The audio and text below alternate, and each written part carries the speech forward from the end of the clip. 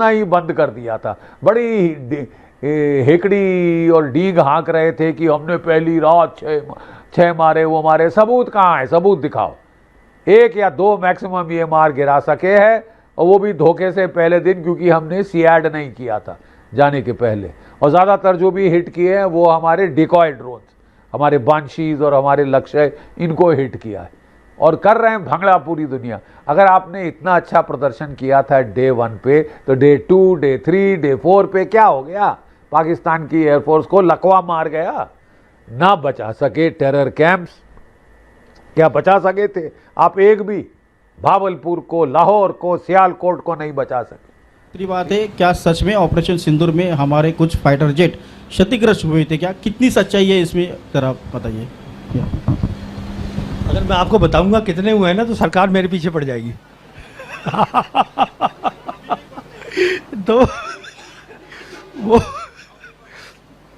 तो उस बात को छोड़ दीजिए आप अभी फिलहाल। मुझ में एक बहुत बड़ा इशू बन गया है। ठीक उसी के अगले दिन एक इतनी बड़ी बात जो संसद में नहीं कही गई, जो सीडीएस ने बाहर इंटरव्यू में ब्लूमबर्ग से नहीं कही, जो हमारे अटैची ने इंडोनेशिया में नहीं कही, जो हमारे रक्षा मंत्री ने जवाब देते हुए संसद में नहीं कही, जो हमारे प्रधानमंत्री ने देश को उद्बोधित करते हुए 3 दिन बाद नहीं कही, वो बात हमारे वायुसेना अध्यक्ष ने कही। बॉस, ऐसा होने वाला नहीं है, क्योंकि नरेंद्र मोदी ने भी पूरी तैयारी की हुई है। अमेरिका, चीन, पाकिस्तान को एक साथ निपटाने और पाकिस्तान को फिर से फोड़ने के लिए पीएम मोदी क्या कर रहे हैं, उसकी एक झलक आपको दिखाता हूं। भारत ने रूस से बात कर ली है। रूस भारत को जल्दी ही S-400 की बाकी बची। इंडियन एयर चीफ को इतने माह बाद याद आ गया कि पाकिस्तान के जहाज गिराए। ये साफ तौर पर सियासी बयान लग रहा है, और अफसोस की बात ये है कि हमारी फौज के इदारे को इसके लिए इस्तेमाल किया जा रहा है, वो भी उस वक्त जब राहुल गांधी ने सवालात उठाए हैं। इंडियन एनालिस्ट अपने ही एयर चीफ का तवा लगा रहे हैं। जिस दिन हमने भारत के राफेल गिराए, उसी वक्त 5 मिनट में हमने दुनिया को बता दिया। अब 95 दिन गुजरने के बाद भारत का कहना है कि पाकिस्तान के 5 तैयारे गिरा दिए। ये अपने आप पर मजाक से ज्यादा और कुछ नहीं हो सकता। शायद अपने तैयारों के मलबे देखकर इनको पाकिस्तान लगा। दुनिया में बहुत जलील हुए, ये मजीद जलालत करा रहे हैं। अमेरिकी सिक्योरिटी तज्जियाकार क्रिस्टीन फेयर भारत का ये दावा कि पाकिस्तान के मुतअद्दिद तैयारे मार गिराए सरासर झूठ पर मबनी है। ये बिल्कुल वैसा ही है जैसा भारत ने 2019 में पाकिस्तानी F-16 गिराने का झूठा दावा किया था। जब भारत ने ऑपरेशन सिंदूर के तहत पाकिस्तान में घुसकर आतंकी अड्डों को उड़ाया, तो शहबाज और मुनीर की जोड़ी बौखला गई थी। बदला लेने के लिए भारत पर हवाई हमले की प्लानिंग की जा रही थी। F-16 फाइटर जेट हमले के लिए उड़ान भरने ही वाले थे, लेकिन तभी भारतीय वायुसेना कहर बनकर टूट पड़ी। पाकिस्तानी जेट उड़ान भर भी नहीं पाए थे कि भारतीय वायुसेना ने उन्हें एयरबेस पर ही कबाड़ का ढेर बना दिया। 1 नहीं, 2 नहीं, बल्कि पाकिस्तान के 5 फाइटर जेट भारत ने नेस्तनाबूद कर दी। और यह जानकारी खुद भारत के एयरफोर्स चीफ ने देश को दी है। देखिए कैसे मुनीर जेट उड़ा रहा था और भारत उन्हें मार गिरा रहा था। आपने हमें मारा है, अब हम मारेंगे। 5 फाइटर जेट ध्वस्त, 1 आवाक एयरक्राफ्ट ध्वस्त, 11 एयरबेस ध्वस्त, 9 आतंकी ठिकाने ध्वस्त। ये लिस्ट है ऑपरेशन सिंदूर में भारतीय सेना की सफलता की। ये लिस्ट है आतंकिस्तान की तबाही की। और ये लिस्ट है युद्ध क्षेत्र में भारत की काबिलियत की, जिस पर हर भारतीय को नाज है। I am very very proud of my team, the entire Indian air force. भारतीय सेना से पिटने के बाद पाकिस्तानी आर्मी के चीफ मौलाना मुनीर फील्ड मार्शल नहीं बल्कि फील्ड मार्शल बनकर रह गया। आवाम की आंखों पर फेंके एजेंडे का पर्दा डालने वाले शहबाज शरीफ और असीम मुनीर की सच्चाई भारतीय air chief marshal Amarpreet Singh ने दुनिया के सामने रख दी। साथ ही भारत में मौजूद सबूत गैंग को बता दिया कि ऑपरेशन सिंदूर के दौरान पाकिस्तान के कितने फाइटर जेट गिराए गए।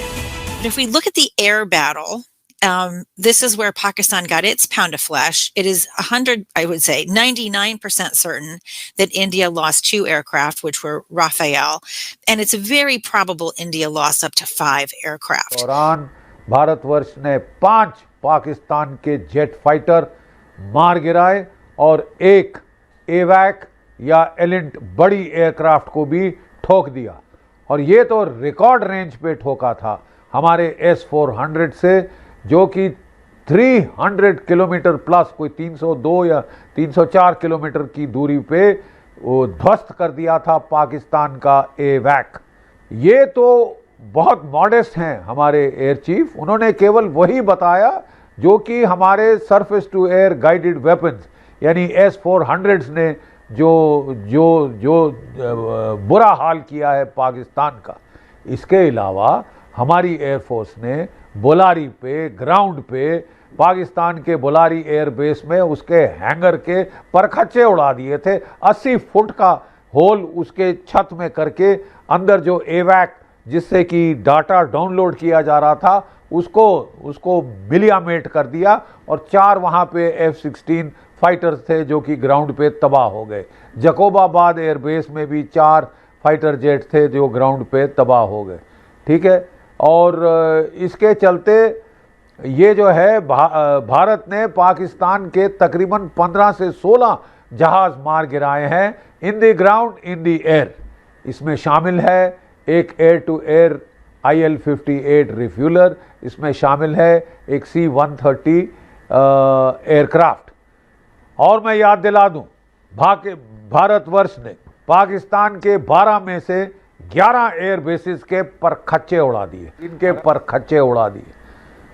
कोई जगह नहीं थी पाकिस्तान के पूरे इलाके में जहां हमारे जहाज पहुंच नहीं सकते थे। कोई टारगेट पाकिस्तान में सेफ नहीं थी।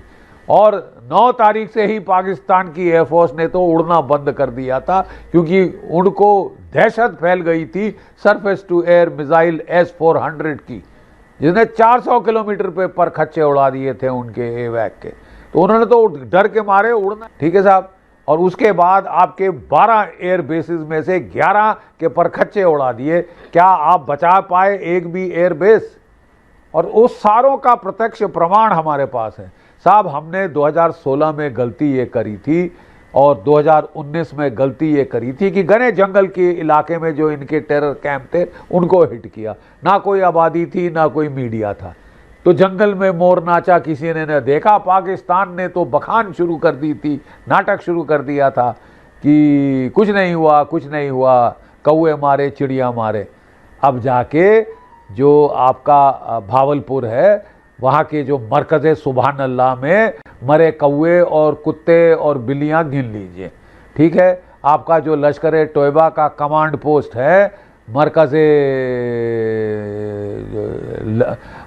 जो मरकज़ तैयबा है वहाँ मुरीद लाहौर में, उसके जो परखच्चे उड़े हैं, उसकी ईंटें पत्थर जो गिरे हुए हैं, उनमें जाके कौवे और कबूतर गिन लीजिए।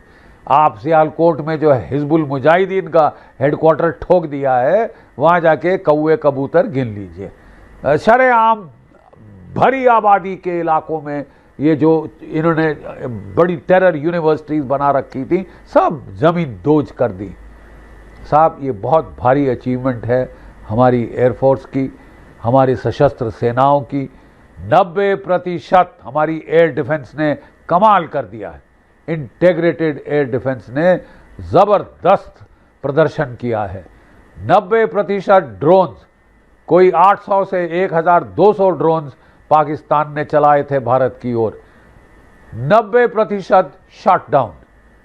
तुर्की के बारेक्तार और शिबा और इनके अपने ड्रोन्स पाकिस्तान के, चीन के विंगलुंग तो उड़ ही नहीं पाए साहब। वो हैंगर में बचे थे, वहीं पे हमने 6 हैंगर में ठोक दिए। ठीक है साहब, वो भी ज़रा गिन लें। 16 के अंदर 6 और जोड़े। वो बड़े ड्रोन्स हैं, हेल HALE। और ऐसे में ही हमने देखा कि एकाएक एक दिन पहले जब राहुल गांधी एक बहुत बड़ा एक पॉलिटिकल इशू लेके आते हैं, जो इस देश में बहुत जरूरी सवाल को बहुत बड़े स्तर पर लेके आया है, और जिसको 20 करोड़ से ज्यादा लोगों ने सोशल मीडिया पर अब तक जिसमें किसी न किसी किस्म से हिस्सेदारी कर ली है, और जो सचमुच में एक बहुत बड़ा इशू बन गया है, ठीक उसी के अगले दिन एक इतनी बड़ी बात जो संसद में नहीं कही गई, जो CDS ने बाहर इंटरव्यू में ब्लूमबर्ग से नहीं कही, जो हमारे अटैची ने इंडोनेशिया में नहीं कही, जो हमारे रक्षा मंत्री ने जवाब देते हुए संसद में नहीं कही, जो हमारे प्रधानमंत्री ने देश को उद्बोधित करते हुए 3 दिन बाद नहीं कही, वो बात हमारे वायुसेना अध्यक्ष ने कही। अच्छी बात है, देश के लिए लिहाज से सोचें तो बहुत अच्छी बात है कि हमने इतना बड़ा कारनामा किया, हमारी सेनाओं पर गर्व करने के सारे कारण हैं। लेकिन इसमें राजनीतिक निहितार्थ हम साफ साफ देख पा रहे हैं। ये जरा दुखद बात है। हम उम्मीद करते हैं कि बहुत सारे इंस्टीट्यूशंस के बारे में हम चिंतित हैं कि वो नष्ट कर दिए गए हैं। हम उम्मीद करते हैं कि सेना कम से कम इस्तेमाल नहीं की जाएगी इसमें, लेकिन जो उनका बयान है उसके फैक्ट्स अपनी जगह हैं। ऐसा लगता है कि वो जो परसों राहुल गांधी ने किया है, कल किया है, ये उसकी जो राजनीतिक ताकत के रूप में जैसे वो आ रहा है, जैसे उसकी स्वीकार्यता है, उसको धुंधला करने और उससे डाइवर्ट करने की कोशिश में एक शंका है ये कि इस बयान का इस्तेमाल करने की वजह ये हो सकती है। ये शंका है, चूंकि सेना का सवाल है, इससे ज्यादा नहीं कहा जाना चाहिए। लेकिन निश्चित तौर पर ये समय, इससे तो और बातचीत होगी, इससे तो और फजीयत होगी सरकार की, क्योंकि ये सवाल जो हम लोग अभी डिस्कस कर रहे हैं ये आम लोगों के दिमाग में भी आएगा कि भैया आपने उस समय क्यों नहीं बताया, 3 महीने बाद कहां से ये आम लोगों के रिएक्शंस में है, वहीं से मैंने लिया। ये इन टिप्पणियों पर जो सोशल मीडिया में बहस, हमारे यहाँ अब हम भी एक सक्रिय समाज है, हमारे यहाँ 40-50 करोड़ लोग उसमें एक्टिव रहते हैं, तो ये उस बहस में आया। ये पाकिस्तान के की ओर से आ रहे रिएक्शन के जवाब में भी आया और इंडिपेंडेंटली भी आया। ये वहीं से आ रहा है जी। नरेंद्र मोदी अलग लेवल की तैयारी कर रहे हैं और यह तैयारी है उस पाकिस्तान के खिलाफ जो अब अमेरिका की गोद में भी खेल रहा है और चीन की गोद में भी खेल रहा है। अमेरिका और चीन की गोद में बैठकर पाकिस्तान को लग रहा है कि वो नरेंद्र मोदी के नए भारत से बच जाएगा, लेकिन बॉस ऐसा होने वाला नहीं है, क्योंकि नरेंद्र मोदी ने भी पूरी तैयारी की हुई है। अमेरिका, चीन, पाकिस्तान को एक साथ निपटाने और पाकिस्तान को फिर से फोड़ने के लिए पीएम मोदी क्या कर रहे हैं उसकी एक झलक आपको दिखाता हूं। भारत ने रूस से बात कर ली है। रूस भारत को जल्दी ही S-400 की बाकी बची 2 यूनिट भी देने वाला है। यह वही S-400 है जो भारत का सुदर्शन चक्र है और जिसने ऑपरेशन सिंदूर में पाकिस्तानी मिसाइलें तबाह कर दी। इसके साथ ही भारत अब रूस से लड़ाकू विमान सुखोई 30 MKI का अपग्रेडेड वर्जन भी ले रहा है। ऑपरेशन सिंदूर के दौरान सुखोई 30 MKI से ही ब्रह्मोस मिसाइल दागकर पाकिस्तान के एयरबेस